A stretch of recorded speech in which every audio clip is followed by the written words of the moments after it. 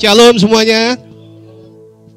Sebelum memulai izinkan saya memperkenalkan diri. Saya Renaldo Putrokusumo. Saya sahabat dari Pak Irwan. Pak Irwan ini senior saya di kampus, kawan juga sebagai dosen. Saya gereja dari IHK Kota di gedung yang 2 tahun yang lalu kebakaran di Glodok Plaza. Sampai hari ini kami masih berpindah tempat dan planningnya bulan depan kemungkinan kami akan berpindah lagi ke tempat yang baru. Terima kasih atas undangan, atas kesempatan yang diberikan kepada saya. Sesuai tema pada hari ini, kita belajar tentang murid Kristus. Tapi kalau kita belajar, kita melihat keadaan-keadaan sekarang seringkali orang-orang kok hidupnya nggak kayak murid ya. Bahkan kita lihat ada guru yang diserang oleh muridnya. Lalu kita lihat ada proses bullying yang terjadi. Sehingga kemarin ada di Indonesia yang sampai bunuh diri ya. Lalu ada tawuran yang kayaknya nggak kelar-kelar ini nih di kota-kota besar. Lalu selanjutnya ada juga murid-murid yang hadir tapi seakan keadaannya silent drop out. Orangnya hadir di tempat itu tapi nggak nyimak. Orangnya hadir di tempat itu tapi nggak ikut-ikut gitu ya.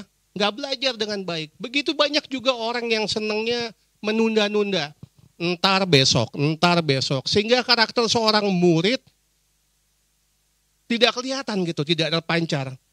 Lalu banyak orang-orang menggunakan media sosial hanya sebagai seakan-akan killing time. Tidak menggunakan hal-hal itu menjadi yang baik. Dan itu semua adalah bukan contoh-contoh dari karakter murid. Dan selanjutnya murid itu bukan penggemar. Atau bandwagon. Di dalam bahasa Inggris, bandwagon itu fans K-pop, fans The Beatles, fans sepak bola, itu sering disebut sebagai bandwagon. Sehingga mereka tuh sering kali ikut-ikutan aja tren. Besok bandnya udah nggak ada, pindah lagi ke yang lain. Klub sepak bolanya kalah, pindah lagi ke warna dengan atribut yang lain. Murid Yesus bukan sekedar followers, tetapi komitmen. Sehingga kita harusnya nggak ikut-ikutan.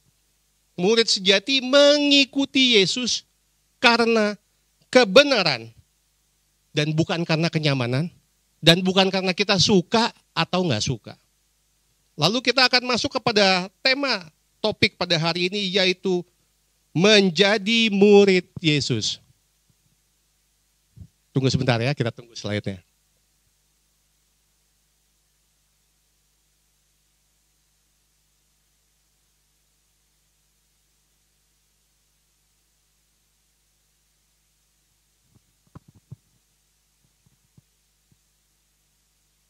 Jadi murid bukan hanya sekedar fans, bukan seorang pengagum tokoh, bukan sekedar pengagum ajaran, tanpa adanya komitmen yang sungguh-sungguh.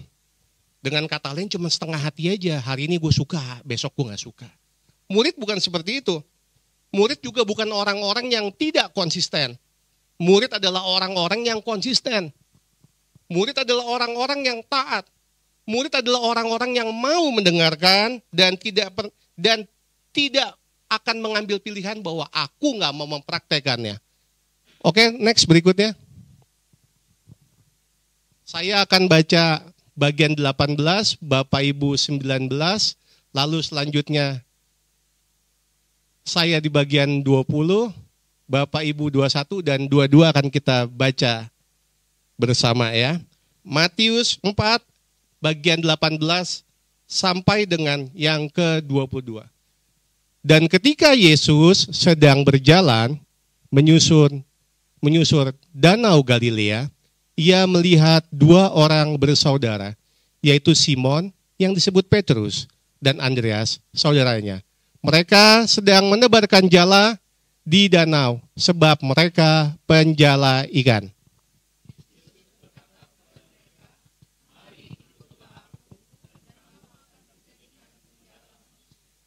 Lalu mereka pun meninggalkan jalannya dan mengikuti dia.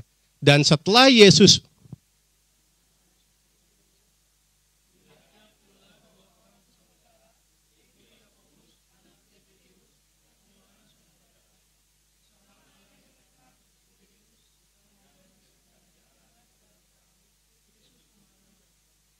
Tiga, dua, satu. Dan mereka segera meninggalkan perahu serta ayahnya lalu mengikuti dia. Next. Jadi perikop ini adalah awal pelayanan Yesus di Galilea. Ia memanggil pelayan-pelayan yaitu di wilayah Galilea. Dia bukan memanggil orang Farisi, bukan memanggil ahli Taurat. Jadi setelah Yesus melewati percobaan di padang gurun, lalu dia berjalan menuju Galilea. Tetapi justru di sanalah Yesus mulai memilih murid-muridnya. Oke, yang pertama kita masuk kepada chosen one atau yang terpilih. Next. Panggilan adalah kasih karunia. Jadi kalau biasanya untuk menjadi murid, kita datang ke suatu kampus. Kita cari dulu kampusnya, aku cari di Harapan Indah nih. Wah tuh yang gedungnya paling bagus tuh, sekolah Kristen. Datang, cek, uangnya berapa, formulirnya berapa, ambil formulir, lalu daftar. Setelah daftar, hitung lagi, uangnya masuk nggak ya? Berapa nih kira-kira setahun? Nah Yesus beda. Cara Yesus, dia bukan menunggu murid-muridnya. Tapi ini menegaskan bahwa relasi guru dengan murid dimulai dari inisiatif dari Yesus sendiri. Sehingga kalau di dunia kita muridnya yang mesti datang, Yesus kebalikannya. Sehingga dikatakan bukan kamu yang memilih aku, tapi aku yang memilih kamu. Rabi Yahudi pada saat itu tidak mencari murid-muridnya. Dia duduk di suatu tempat, murid-muridnya datang untuk belajar. Murid datang, tapi Yesus kebalikannya, Yesus berjalan ke Galilea dan memilih orang-orang itu langsung. Oleh sebab itu menjadi murid Kristus adalah anugerah. Menjadi murid Kristus adalah karena kasih karunia. Menjadi murid Kristus bukan karena aku yang mau. Tetapi pertama kalinya menjadi murid Kristus karena Tuhan sendiri yang pilih. Kamu orangnya. Kamu orangnya. Orang-orang yang di gereja ini. Orang-orang yang di gereja JKI Home Church. Ini orangnya. Murid Kristus. Murid Kristus. Murid Kristus. Sehingga kita yang dipilih lebih dahulu. Sambil kita bingung-bingung. Kenapa aku? Kenapa aku? Karena itu inisiatif Allah. Karena itu adalah anugerah. Karena Tuhan yang memilih langsung. Agama kepercayaan seringkali memperlihatkan bagaimana usaha kita untuk mencari Tuhan. Kita doa, praktek-praktek agama.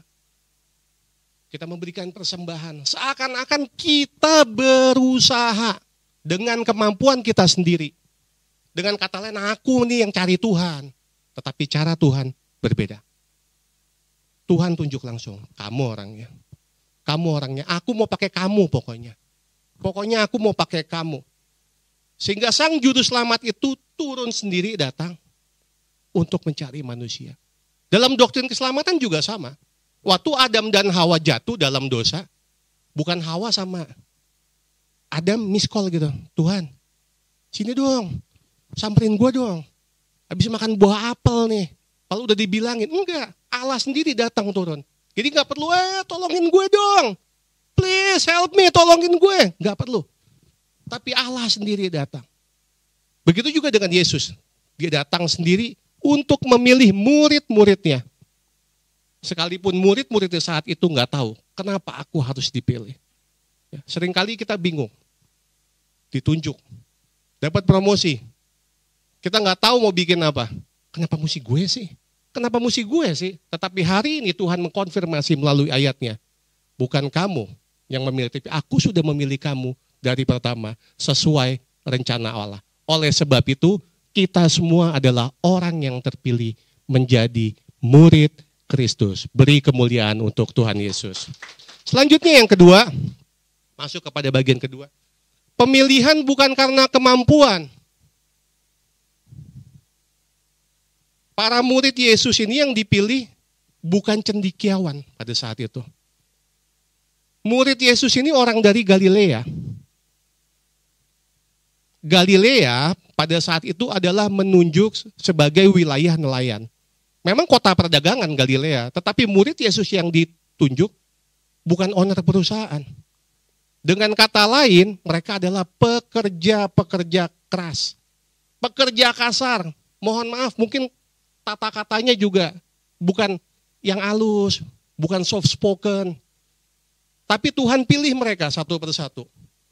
Yesus mencari murid-muridnya yang menurut dunia, mohon maaf, mungkin orang dari golongan bawah. Mungkin maaf, menurut dunia saat ini, kamu bukan orang pintar. Lulusan kampus mana lo? Wah, bukan kampus terkenal. Kira-kira gitu ya. Tanyain pekerjaannya apa? Wakil direktur? Bukan. Yang Yesus pilih ini adalah nelayan-nelayan. Yang pada saat itu pekerjaan nelayan itu artinya yang pertama, mereka nggak punya tanah. Kita naik di atasnya ya. Setelah nelayan ini ada orang-orang yang punya tanah. Mereka menjadi peternak, punya kambing domba. Orang-orang ini nggak punya. Karena mereka nggak punya tanah, nggak bisa bercocok tanam, nggak punya kambing domba, orang-orang itu otomatis kerja jadi nelayan. Mereka juga bukan seperti Musa. Kita tahu Musa lahir di dalam kerajaan, fasilitas komplit. Bahkan Musa membangun gedung-gedung. Dan mereka juga bukan seperti Paulus. Paulus jebolan Sanhedrin. Kalau zaman sekarang ini Paulus lulusan S3 teologi, kayak Pak Gembala kita yang di belakang itu, ya.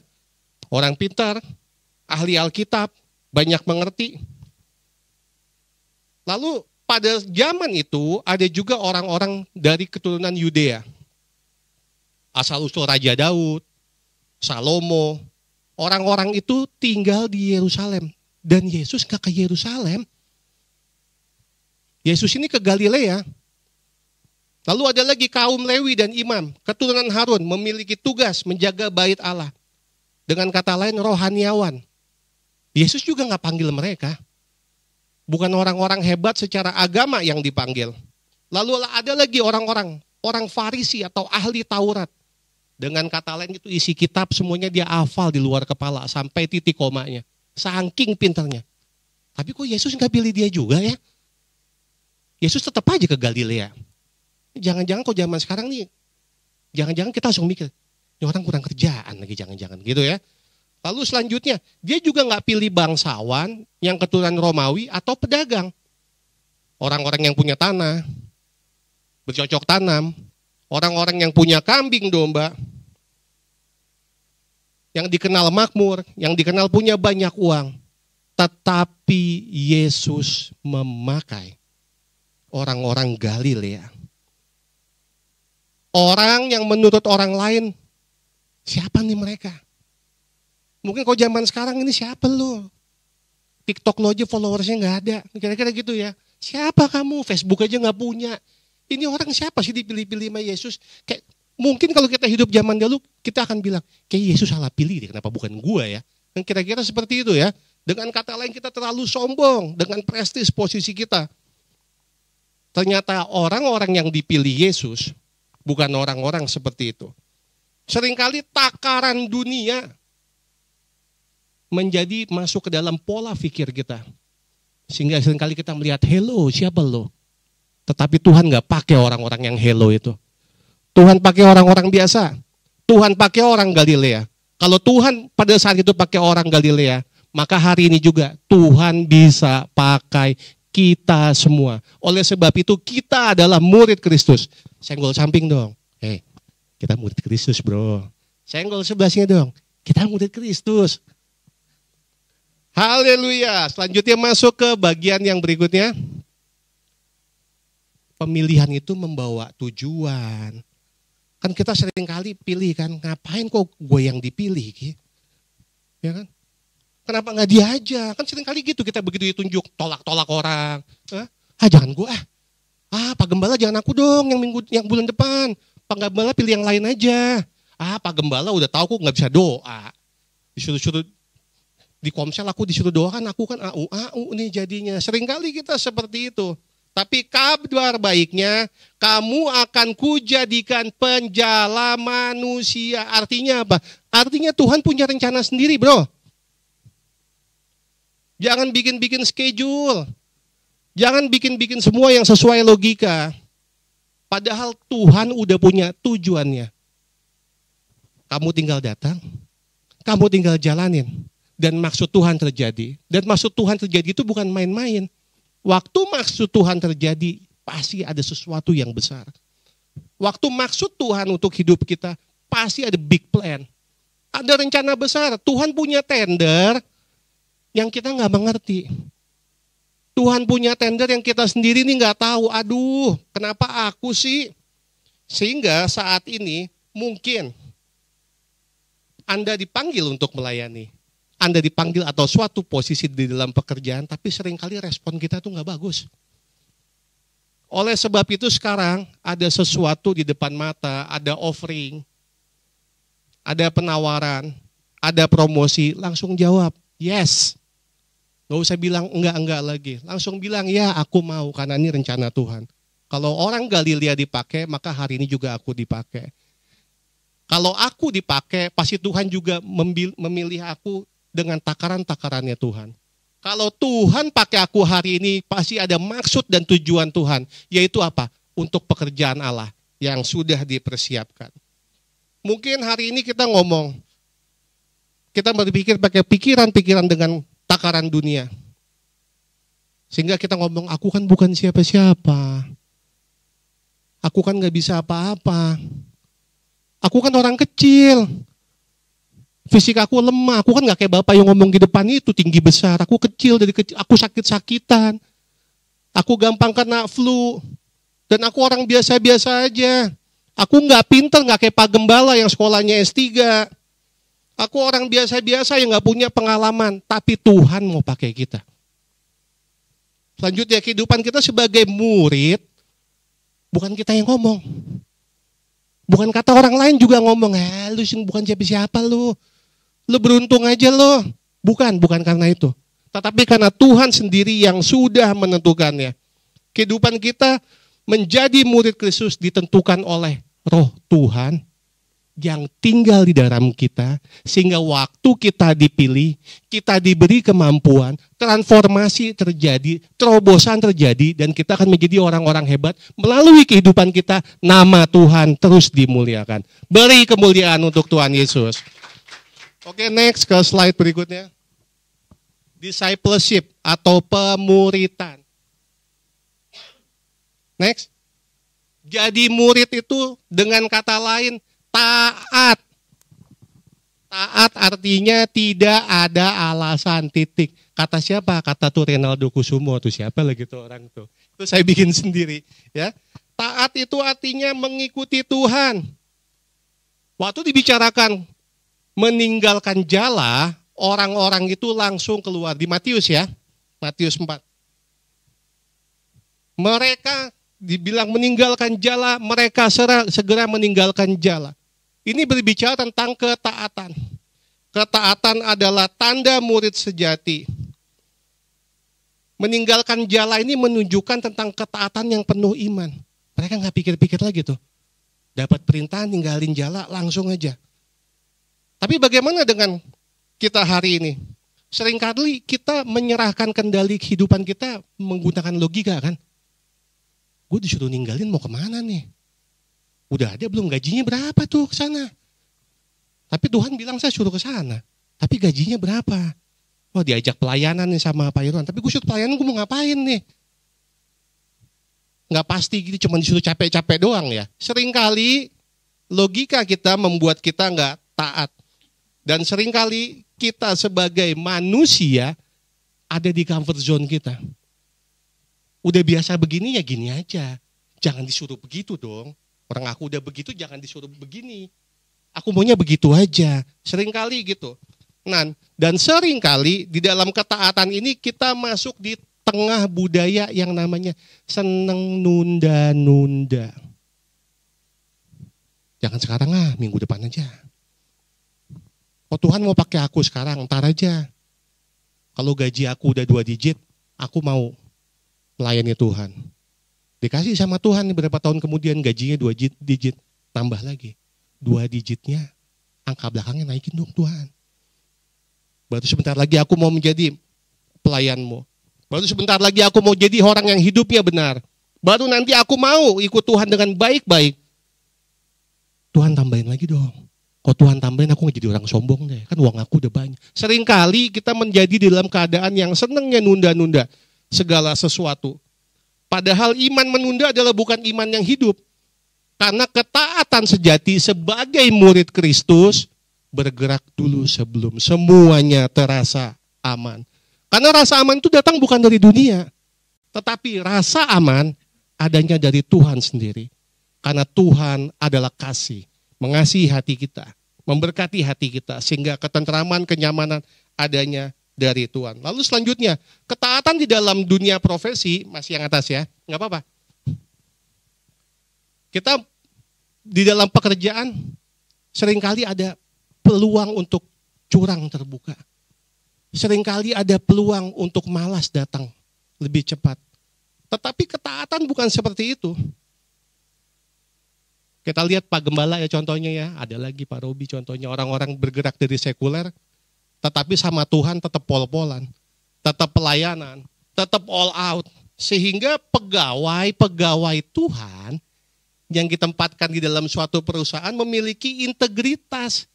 Menjadi orang-orang yang bekerja dengan baik, menjadi orang-orang yang tepat waktu. Bukan jadi orang-orang yang berbuat curang di dalam pekerjaannya, sehingga di dalam kantor itu pun tepat. Itu ikut diberkati. Lalu selanjutnya ketaatan di dalam menggunakan gadget. Seringkali ya, kita kalau belum tidur nge-scroll TikTok tuh bisa sejam sendiri. Tapi bangun pagi baca Alkitab 5 menit aja ngantuknya nggak tahu lagi. Gunakan media kita dengan baik. Gunakan YouTube kita dengan baik. Jangan buka YouTube malah cari, itu ada artis yang mau cerai kemarin cari di YouTube. Cari khotbah-khotbah. Tonton khotbah yang minggu lalu dari gereja ini bisa dilihat di Facebook. Sehingga hal-hal itu menjadi membangunkan kita menjadi orang yang taat. Seringkali ketaatan itu membosankan.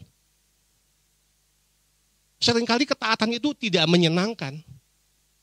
Tetapi berbicara tentang murid Yesus, keadaan apapun tetap taat. Sekalipun keadaan yang membosankan, aku menjadi orang yang taat dengan tidak ada alasan, titik. Sekalipun kehidupanku membosankan, orang-orang datang ke kantor jam 10 pagi, aku 6:30 sudah nyampe sendirian. Nggak mau tahu, aku mau menjadi orang yang taat, tetap datang pagi, tidak ada alasan, titik. Berikutnya di tengah keadaan yang penuh dengan ketidakpastian. Hari ini kita nggak tahu keadaan. Besok tiba-tiba harga sembako naik. Habis harga sembako naik, untung punya emas. Walaupun nggak banyak. Harga emas anjlok besokannya. Ya. Habis harga emas anjlok, PHK di mana-mana. Keadaannya semuanya nggak pasti. Dengan kata lain kita mau menjadi orang yang baik aja, kayaknya ada aja. Baru yang dari luar-luar nih, belum yang di dalam kedalaman hati. Ya, yang sebel sama ini, sebel sama itu, tapi tetap mesti taat dan berbuat baik. Sehingga kita mesti percaya, kita mesti tetap melangkah. Kita tetap mesti menjadi orang yang taat walaupun keadaannya tidak baik. Selanjutnya, menjadi murid Yesus yang pertama taat, yang kedua belajar. Belajar di dalam ayat Yakobus itu, di dalam bahasa Yunaninya adalah matetes. Matetes artinya pembelajar atau seseorang yang terus belajar dan terus dididik. Sehingga untuk menjadi seorang murid, kita mesti terus menjadi orang-orang yang belajar. Nah, menjadi murid harusnya kita terus membuka hati kita untuk terus belajar mengenai hal-hal baik. Orang beriman nggak bisa berhenti untuk belajar. Begitu juga kita. Sebagai manusia kita nggak bisa berhenti untuk belajar. Oleh sebab itu, kita semua yang ada di tempat ini, ada di gereja. Gereja sebagai komunitas Kristen adalah ruang untuk saling belajar. Jemaat ikut komsel, di dalam komsel dimuridkan. Tadinya malu-malu, belum bisa berdoa, sampai udah lancar pimpin WL. Bukan hanya dari malu-malu bisa WL, tapi juga mulai bisa sharing. Bukan bisa sharing, tapi juga bisa jadi bersaksi. Aku juga dulu gak bisa apa-apa. Tapi di dalam melangkah dan terus melangkah, Tuhan pakai aku menjadi makin dahsyat lagi. Sehingga role model dari murid Kristus di Alkitab bisa kita praktekkan. Bukan cuma kata-kata doang. Selanjutnya di dalam belajar kita bukan hanya sekedar tahu. Tetapi kita diubahkan. Banyak orang belajar, tetapi belajar menjadi murid, tapi hidupnya belum kayak murid. Dan orang-orangnya pasti nggak ada di tempat ini. Kan kita semua murid Kristus, ya. Sehingga waktu kita menghadapi krisis, hasil lewat belajar kita itu kita menjadi orang-orang yang jujur. Jujur dalam pekerjaan, jujur dalam pelayanan, dan menjadi orang-orang yang rendah hati. Selanjutnya, komunitas Kristen sebagai gereja, kan kita orang-orang yang belajar. Harus ada mentoring. Di tempat ini ada hamba-hamba Tuhan, ada bapak-bapak kita yang melalui proses pembelajaran, bisa tanya sama mereka semua satu persatu. Sehingga relasi pembentukan rohani itu terjadi dari contoh yang udah ada. Selanjutnya next. Mengikuti berarti bertransformasi. Yesus berkata, kamu akan kujadikan penjala manusia. Artinya ada perubahan. Dari dulunya orang Galilea, keluar meninggalkan kehidupan yang lama, sehingga kamu akan kujadikan penjala manusia menjadi murid-murid. Yang hari ini kita jadi murid dan besok kita menjadi orang-orang yang punya contoh. Sehingga contoh-contoh kita bisa menghasilkan murid-murid berikutnya. Hari ini kita punya kelebihan apa? Jago sales, marketing. Ya hari ini kita bisa ngajarin. Hari ini kita bisa apa? Jago masak. Oh, yang lain bisa belajar masak. Hari ini kita bisa apa? Ibu gembala tadi bisa main keyboard, saya sambil ngeliatin, kalau bisa gitu enak juga ya. Yang lain juga bisa belajar, sehingga kehidupan kita sebagai murid, dari yang dulunya nggak bisa apa-apa, kan kita kan yang bilang nggak bisa apa-apa kan? Karena kita taat, karena kita rajin belajar, hidup kita ada transformasi. Apa transformasinya? Aku jadi mulai bisa. Sehingga murid-murid di gereja ini nggak usah bingung, aku mau bikin apa. Cari dari kawan-kawannya yang bisa apa, yuk kita mulai belajar yuk, satu-satu yuk. Saya juga dulu nggak bisa apa-apa. Saya waktu masuk sekolah teologi, 2 minggu pertama saya masuk, saya nyesal. Kenapa saya nyesal? Saya beli Alkitab yang besar, dengan kata lain saya bawa stabilo semua warna, jadi nanti kalau buka ayat Alkitab saya mau tanda-tandain. Waktu saya masuk sekolah teologi itu saya berhenti kerja, saya berhenti jadi pembalap, saya putuskan saya mau belajar teologi. Kenapa saya berhenti? Karena saya tahu otak saya nggak sanggup, karena saya tahu saya nggak pintar. Tetapi waktu saya mengambil keputusan untuk berhenti di 2 minggu pertama, saya nyesal. Ngapain gue berhenti kerja sih? Ngapain gue berhenti jadi pembalap? Karena di dalam kelas disuruh buka Alkitab, Bapak Ibu, saya Matius yang ada di tengah Alkitabnya saya nggak tahu. Saya cuma tahu kejadian tuh ada yang di depan. Jadi kalau pas buka Alkitab, buka ayat ini. Saya langsung nyari sambil saya nyesal. Tapi itu kan zaman dulu. Kita kan bertransformasi menjadi orang yang taat. Kita menjadi seseorang yang terus belajar. Sehingga hari ini hasilnya ada. Dari nggak bisa apa-apaan jadi mulai bisa sesuatu. Hari ini belum pintar, tetapi sedikit lebih pintar dari sebelumnya. Dengan kata lain, murid-murid Kristus harusnya hidupnya nggak gitu-gitu aja. Dan di dalam perjalanan ini jangan lupa ada waktu dan kesetiaan. Jadi murid harus terus belajar, bukan cuma duduk diam, bukan cuma bilang nggak tahu apa-apaan. Sehingga hari ini saya yang dulunya nggak bisa buka Alkitab, hari ini saya jadi junior dosen di tempat Pak Irwan mengajar. Ini senior saya juniornya. Gitu ya Pak Irwan ya. Lalu yang berikutnya.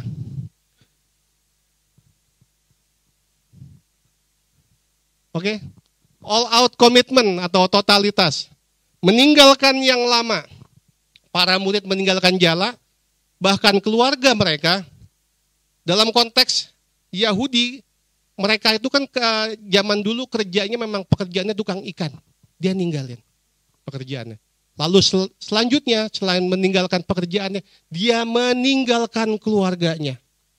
Dengan kata lain, mereka meninggalkan cara hidupnya yang lama. Totalitas. Dari pikirnya hanya cara-cara dunia aja, menjadi prioritas pribadinya adalah Tuhan. Bapak Ibu, tapi ayat ini jangan dipakai mamanya minta tolong, nggak mau ya. Nggak mau mah tuh di Alkitab loh. Orang tuanya aja ditinggalin, nggak gitu. Maksudnya nggak gitu ya. Terus jangan malah besok pagi nggak ngantor. Nggak mau ngantor hari ini ya seminggu. Nanti dipecat lagi. Dipecat, diberhentiin bawa-bawa ayat Alkitab lagi. Ya, bukan ya, maksudnya bukan itu ya. Jadi seringkali banyak orang gagal menjadi murid karena mereka kebanyakan nengok ke belakang. Masa lalunya mereka tuh pegang terus. Tukang marah-marah mulu. Murid Yesus kok dulunya tukang marah udah gak boleh marah-marah. Ya, tukang ngambek, minggu depan gak mau gereja lagi. Kenapa? Aku gak disalamin tadi sama Pak Robi. Gak datang. Harusnya murid-murid Kristus udah gak gitu lagi. Yang tadinya tukang ngambek udah gak tukang ngambek lagi. Jadi mengikuti Kristus artinya kita meninggalkan zonanya, all out ini meninggalkan yang lama, meninggalkan zona lamanya, bertumbuh tanpa menoleh-noleh lagi ke belakang.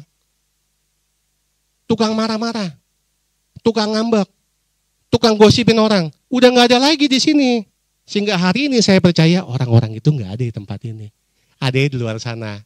Beri kemuliaan untuk Tuhan Yesus. Lalu selanjutnya pekerjaan lama adalah, contohnya ada zona-zona nyaman kan, kita punya pekerjaan. Bagaimana punya pekerjaan tiba-tiba suruh ninggalin jala, aduh. Ya. Doyan yang makan bakmi babi, makan apa nih besok nih ya kan. Aku mesti cara hidup, mesti fokusku pada diri sendiri, udah gak boleh lagi. Padahal Tuhan sudah menyediakannya. Maksudnya apa? Maksudnya adalah Tuhan mau kita meninggalkan dosa-dosa lama kita. Kita meninggalkan kebanggaan terhadap diriku sendiri tanpa menghalangi pertumbuhan rohani. Bapak Ibu, dulu saya sebelum sekolah teologi, saya sombongnya nggak tahu lagi. Karena background saya pembalap. Angkuh banget. Pakai kalung gede, salib. Kelakuannya nggak ada murid-muridnya. Sombong. Saya balap tahun 2009 juara Asia Bapak Ibu. Bayangin, sombongnya kayak apa. Mundur ke belakang sebelum juara Asia, selama 17 tahun saya ada di top 3 pembalap Indonesia. Lagunya kayak apa saya? Badan atletis. Berprestasi. Tapi yang Tuhan mau bukan itu. Yang Tuhan mau juga bukan setelah belajar Alkitab, Renaldo tetap jadi orang yang belagu. Bukan itu yang Tuhan mau. Yang Tuhan mau kita menjadi orang yang baru. Sehingga ada transformasi, tubuhnya, fisiknya tetap sama, alamatnya tetap yang ini. Tapi begitu masuk suasananya berbeda. Begitu kenal orangnya berbeda. Begitu ngobrol orang jadi, kok jadi baik banget ya. Sehingga di dalam perjalanan menjadi murid ada hal-hal baru yang kita masuk, yang lamanya itu udah gak ketinggalan. Yang lamanya tinggal tubuhnya aja, tetapi hatinya hati yang baru. Berkatnya berkat yang baru. Sehingga orang-orang yang bertransformasi mengalami perubahan, meninggalkan yang lama, dan menjadi manusia yang baru. Selanjutnya mengutamakan Kristus.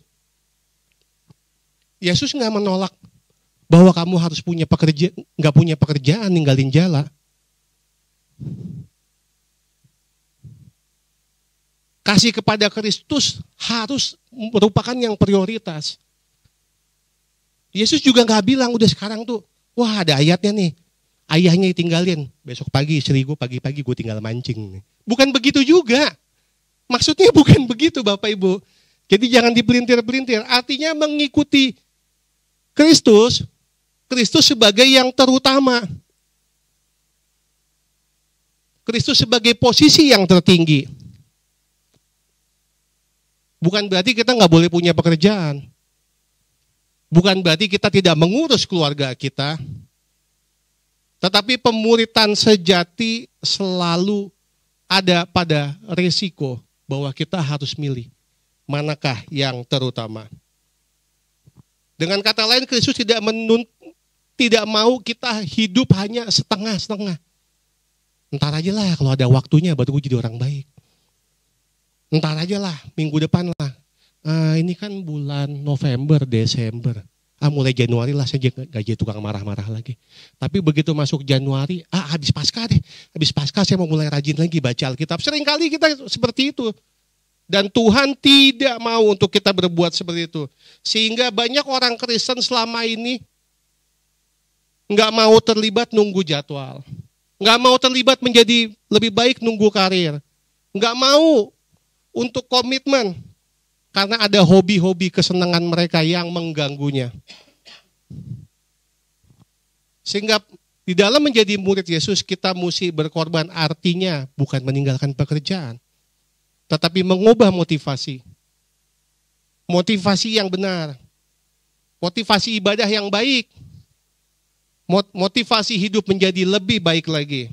Sehingga setiap talenta, waktu, kesempatan, semuanya bisa dipakai sehingga kita menjadi murid yang sejati. Karena sikap yang rela berkorban dan nama Tuhan melalui kehidupan kita. Aplikasinya gimana? All out totalitas ini. Di dalam dunia kerja jadi orang yang baik. Jadi orang yang jujur aja cukup. Jadi orang yang jujur pasti hidup kita diberkatin kok. Dalam relasi gimana? Nilai-nilai kekristenan dipakai. Tetap jadi orang yang mengasihi. Gak usah yang ngambek-ngambek. Jangan yang sakit hati. Di dalam pelayanan bagaimana? Tetap setia. Dengan kata lain taat aja. Tidak ada alasan, titik. Jadi kita gak punya komplain-komplain terhadap diri kita sendiri. Lalu di dalam kehidupan pribadi gimana? Kita tetap bersyukur apapun keadaannya. Mungkin hari ini aku menjadi orang Galilea. Orang-orang lain sudah hidup di Yerusalem. Tempat pada saat itu menjadi pusat kehidupan. Tetapi aku hanya hidup menjadi orang pinggiran. Tetap jalanin aja. Sampai suatu hari menjadi murid-murid, seseorang yang belajar, seseorang yang taat. Dan hidup kita tertransformasi. Dan tiba waktunya, totalitas kita membayar semuanya. Dan hidup kita diberkatin. Keluarga dipulihkan. Pekerjaan dipulihkan. Segala sesuatu yang kita lakukan Tuhan buatnya menjadi berhasil. Sehingga walaupun tadinya kita merasa hidup aku gak nyaman menjadi orang yang taat. Tetapi pemuritan sejati tidak bisa dijalankan dengan setengah-setengah hati. Murid meninggalkan jala bukan karena jala itu jahat. Murid meninggalkan ayahnya bukan karena Alkitab melarang hubungan harmonis dalam keluarga.